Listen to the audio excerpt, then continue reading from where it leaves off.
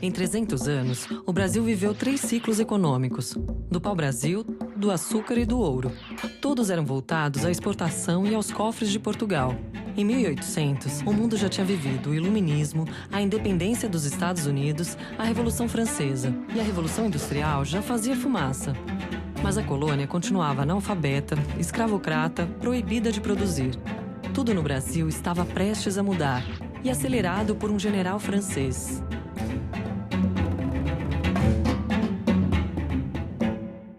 Napoleão era uma ameaça a todos os países da Europa. Napoleão ressuscitou a ideia de Carlos Magno, não é, de ser o grande dominador da Europa. A França como centro da Europa e a dominação de toda a região.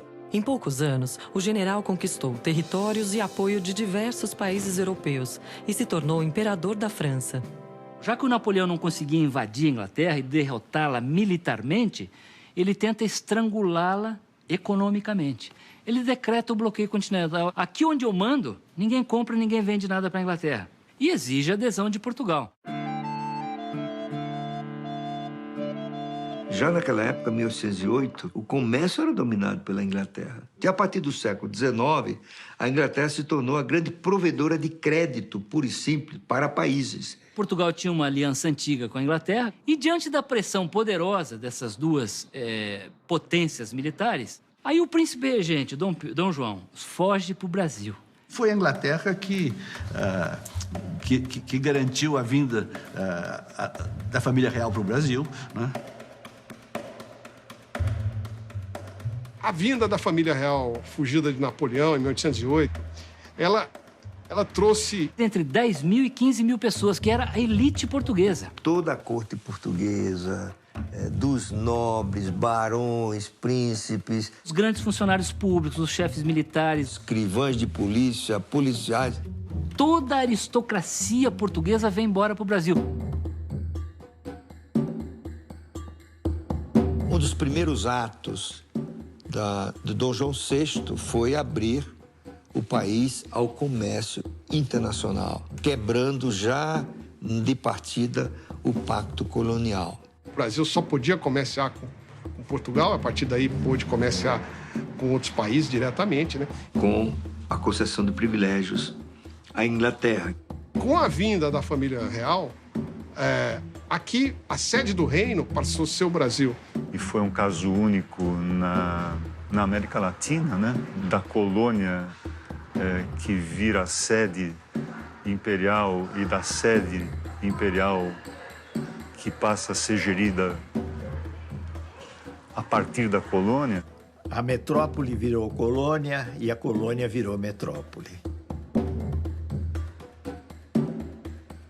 Significa que o Estado português se transferiu para Rio de Janeiro, né? A sede dele. E ele traz também o aparato do Estado português. Uma junta comercial, a Guarda Nacional, a Biblioteca Nacional, o Jardim Botânico, um Conselho de Fazenda, isso é, como se fosse um Ministério da Fazenda, onde as decisões da economia seriam tomadas, um erário real, onde as rendas seriam colocadas e analisadas. As cortes de justiça, ele traz a segurança, ele traz a imprensa régia. Começou a se imprimir jornal, começou a ter faculdade no Brasil. Ele cria fábricas de pólvora, fábricas de ferro. Em suma, o Brasil começa a ser forjado a partir desse período. O Rio de Janeiro se transforma muito, em todos os aspectos. A cidade ganha jardim botânico, museus, bondes, teatros, escolas de artes. Dom João VI foi obrigado a trazer ou a implantar no Brasil instituições que só existiam em Portugal. E uma dessas instituições foi justamente a criação de um banco. Banco do Reino Unido, Portugal e Brasil. Banco do Reino Unido, Portugal, Brasil e Algarve. Banco Dom João. Banco Dom João. Perfeito. Banco do Brasil. Banco do Brasil maravilhoso. Dom João criou o primeiro Banco do Brasil. A ideia foi criar um banco com capacidade de formar um lastro de ouro e, a partir dela, emitir moeda. Precisam de circulação monetária, precisam de dinheiro para circular. Como um organismo precisa de sangue, vamos dizer assim. Então, além de ter um aumento da circulação de dinheiro, surgiu moeda de diferentes tipos. A economia, digamos assim, se transformou numa economia com traços mercantis muito maiores do que era no passado. Na Europa, Napoleão Bonaparte foi derrotado e a França voltou a ter as fronteiras de 1790. Sem a ameaça napoleônica, os portugueses exigiam o retorno de Dom João VI e uma constituição. Quando Dom João VI voltou para Portugal, em 1821, ele levou o lastro do banco. Derramada. Ainda hei de tirar muito mais. Com o regresso da família real a Portugal, não se conseguiu mais, né, levar o Brasil de volta para uma situação anterior, né? Tanto que houve todo esse processo que culminou com a própria independência do país em 1822. Tivemos o primeiro jeitinho brasileiro. Pegamos um rei português, transformamos em brasileiro e ele ficou como imperador do Brasil e nós passamos a construir esse império com um herdeiro do reino do trono de Portugal, né? Em 1822, o Brasil rompe os seus vínculos com Portugal, mas ele mantém inalterada a estrutura econômica, social e política. Que era uma independência formal, mas uma dependência cultural e econômica e financeira muito grande, né, dos países ricos. Os governantes continuaram os mesmos, os ministros continuaram os mesmos, os comerciantes continuaram os mesmos, as relações do país com o exterior continuaram as mesmas. Nós mudamos a nossa dependência de Portugal para a Inglaterra. Não muda mais nada. O analfabetismo continua tão grande quanto era, a escravidão permanece o latifúndio, país exportador de matérias-primas. Mas, de qualquer forma, foi um avanço importante em relação ao período colonial, que era um desastre. Na realidade, há uma mudança grande do ponto de vista político e institucional, porque agora se tratava de construir uma nação. As elites podem pensar num projeto de Brasil, um projeto novo, voltado não para os interesses mais de Portugal, mas para os interesses do Brasil. E a Constituinte, que foi feita em 23, a primeira coisa que a independência fez... Se tratava de se estabelecer uma Constituição, os órgãos de governo, a relação entre as várias províncias e o centro imperial. Foi nesse período do Império que os brasileiros construíram o seu Estado e garantiram a unidade territorial do Brasil. Só que seus grandes produtos de exportação, cana, especialmente do Nordeste, já estavam completamente em crise. A mineração também já vinha num processo de decadência bastante grande.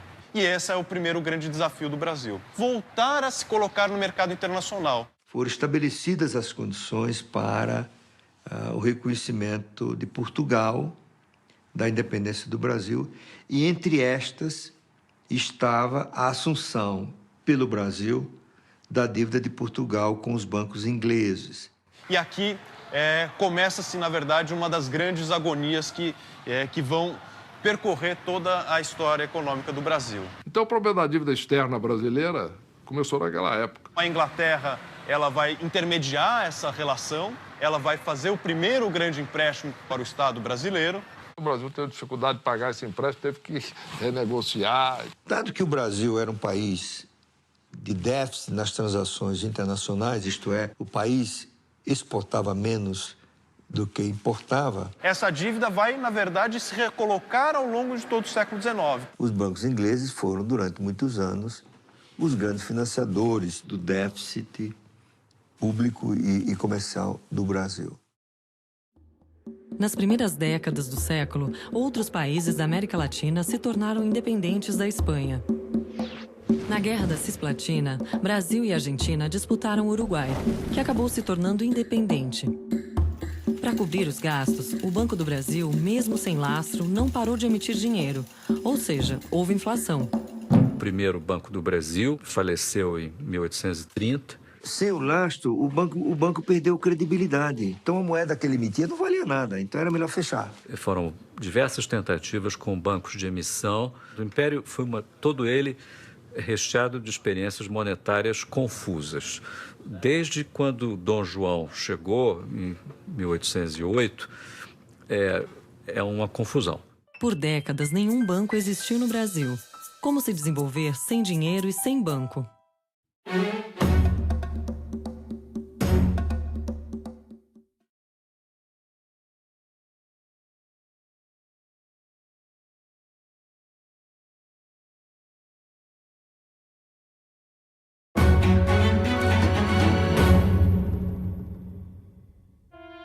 Enquanto o Brasil ficava sem banco, na Inglaterra havia mais de 400.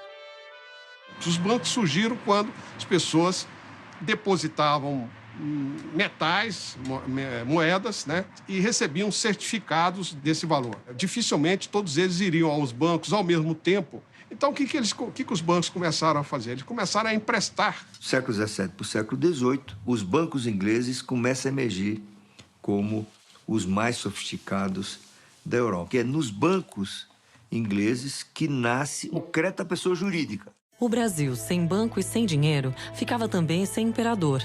Em 1831, Dom Pedro I abdicou em nome do filho, de 5 anos de idade, e o poder passou a ser exercido por regentes.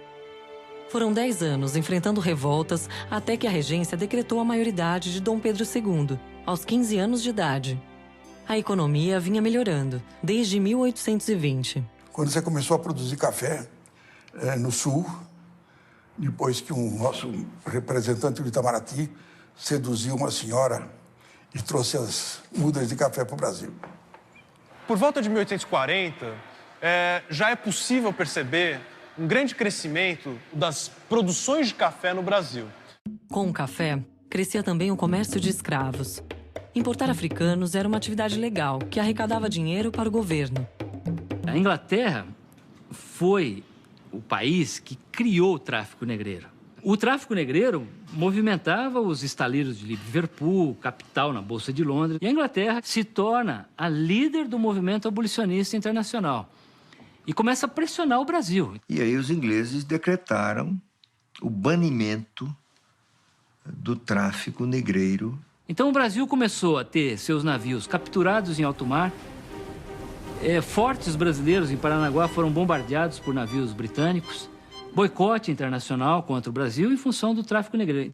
Por que os ingleses optaram pelo fim da escravidão depois de serem os dominadores dos mares e terem feito do comércio de escravos uma das fontes da sua riqueza? Essa é uma questão bastante controvertida, mas eu creio que houve uma conjunção. A escravidão já não era um sistema de trabalho vital para a economia mundial liderada pela Inglaterra. As colônias inglesas no Caribe, que produziam açúcar, começaram a perder condições de competitividade para as colônias portuguesas. E, ao mesmo tempo, houve o surgimento em amplos setores da sociedade inglesa, de ideias abolicionistas que tiveram o seu peso.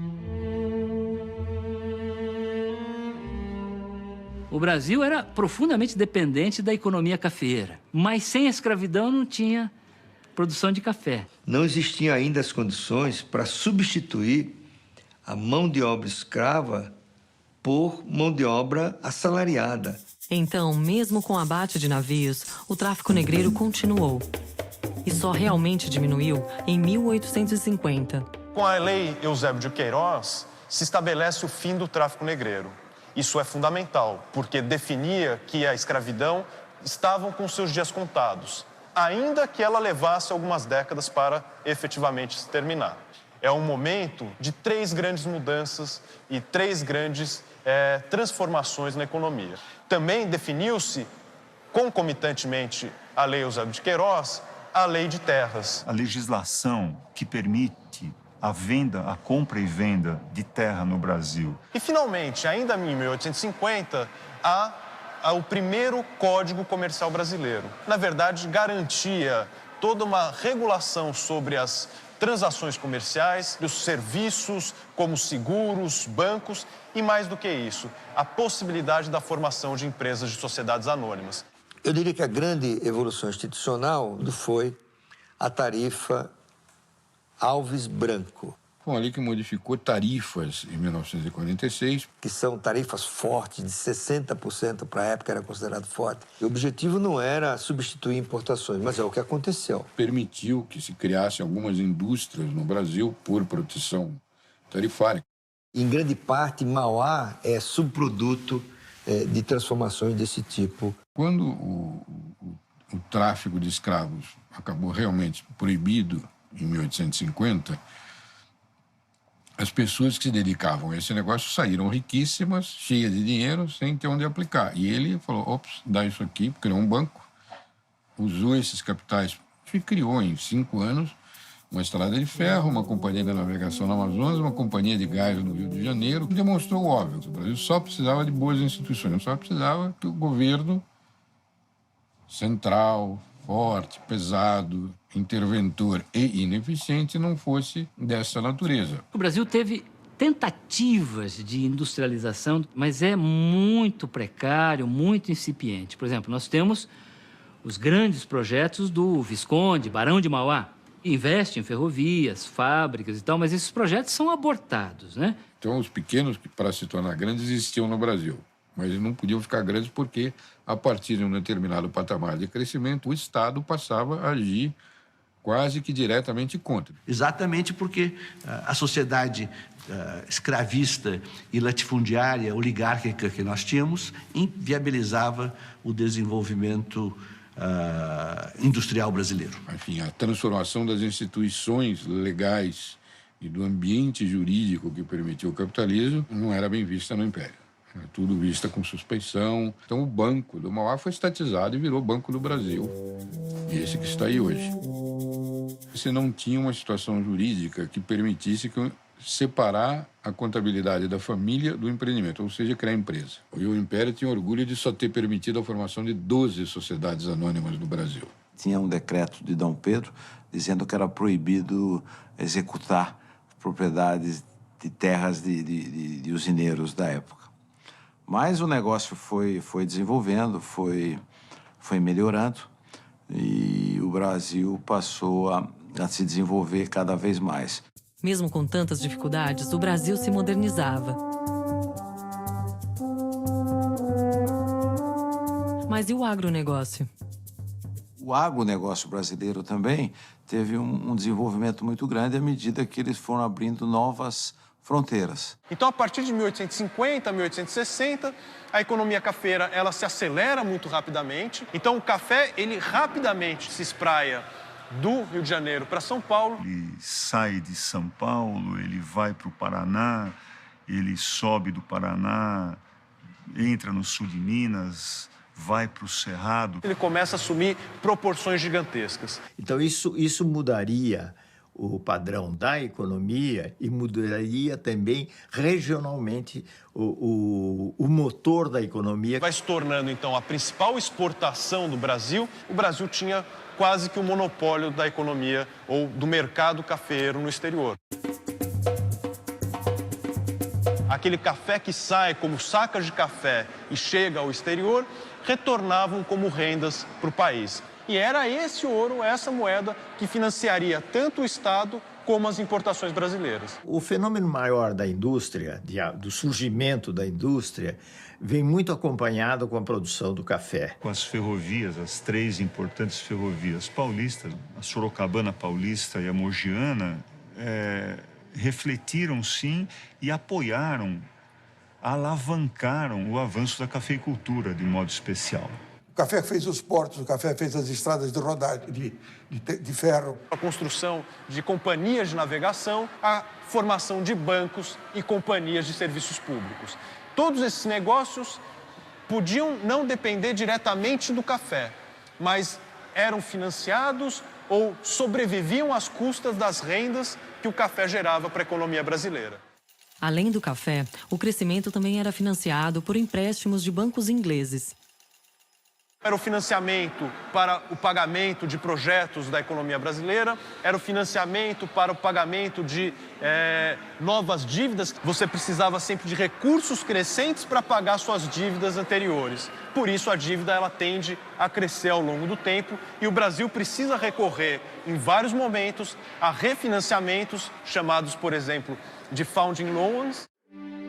Na Europa, pequenas nações se uniam, criando Itália e Alemanha. A segunda revolução tecnológica foi muito calcada também em conhecimento científico. Foi a revolução do final do século XIX que nos trouxe a eletricidade, nos trouxe os motores movidos a combustível líquido, derivados de petróleo, todos os eletrodomésticos, todos os aparelhos com os quais nós lidamos até hoje. Com a segunda revolução industrial, Manaus e Belém viveram sua Belle Époque, financiada pela exportação de borracha usada para fabricar pneus de bicicletas, a moda da época. Mas o Brasil, mais uma vez, ficou para trás. Então, é aí que está o pepino, a passagem para o capitalismo, quando houve capitalismo na Europa. Aí os Estados Unidos teve condições de fazer a sua revolução capitalista, a sua revolução industrial, enquanto que o Brasil só vai fazer isso 100 anos depois. Quando chega em 1800, os Estados Unidos é apenas 2 vezes mais rico em termos de renda per capita que o Brasil. E no final do século XIX, ele vai ser 5, quase 6 vezes. A economia brasileira, que quase não cresceu, passou a competir com a economia dos Estados Unidos, que multiplicou-se por 15. Os Estados Unidos fizeram uma arrancada para a vitória, essa expressão popular extraordinária, e o Brasil patinou. O Império, basicamente, é um fracasso econômico. O Brasil não tinha as instituições básicas que permitiram que o capitalismo funcionasse. O Joaquim Nabuco diz o seguinte, que o Brasil ele mobilizava tanto capital no tráfico negreiro que inviabilizou um projeto de industrialização mais cedo. Curiosamente, foi na Guerra do Paraguai, o maior conflito armado na história da América do Sul, que cresceu o apoio popular à abolição. Pela primeira vez, brasileiros de diferentes regiões se encontraram nos campos do Paraguai. Não só brasileiros brancos, mas também escravos. O que virou um problema, né? Quer dizer, eu sou branco, livre. E o cativo aqui, que eu exploro lá no Brasil, está lutando pela mesma pátria. Então, isso faz com que, depois da Guerra do Paraguai, recrudesça o movimento abolicionista no Brasil. Mas, sem outra maneira de produzir, o país se agarrava nas saias da escravidão.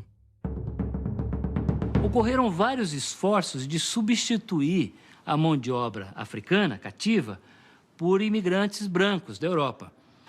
Mas as primeiras tentativas fracassaram, porque os fazendeiros queriam tratá-los da mesma forma como tratavam os seus escravos. Enfim, não era um problema fácil de resolver. No caso do Brasil, ele foi sendo resolvido com o tempo. O Brasil foi um país que retardou enormemente o fim da escravidão. O Brasil foi o último país do mundo ocidental a abolir a escravatura, ou o alto atraso na abolição da escravatura refletem uma certa inércia, uma certa dificuldade do país se transformar em direção às direções assumidas por outros países. Então, o Brasil, na segunda metade do século XIX, se tornou um pária internacional, mais ou menos como foi a África do Sul durante o regime do Apartheid. Quer dizer, o Brasil é um país que as mudanças sociais, elas são lentas. E no Brasil isso foi conseguido quase que sem nenhuma disputa, né? Quase que veio de fora para dentro, a abolição, porque os ingleses primeiro bloquearam, impediram o tráfico, né? Depois surgiram as leis subsequentes. São as famosas leis que a gente aprende na escola, lei do ventre livre, lei dos sexagenários, etc, etc. Então, a combinação desses dois fenômenos, a pressão internacional com o movimento abolicionista dentro, interno, faz com que o resultado seja a Lei Áurea em 1888. Se por um lado o Império fazia as pazes com a humanidade e a Europa, por outro perdia qualquer apoio interno. Os libertos foram jogados à própria sorte. E as plantações de café ficaram sem trabalhadores. Em 1888, começava uma grande crise econômica, social e política.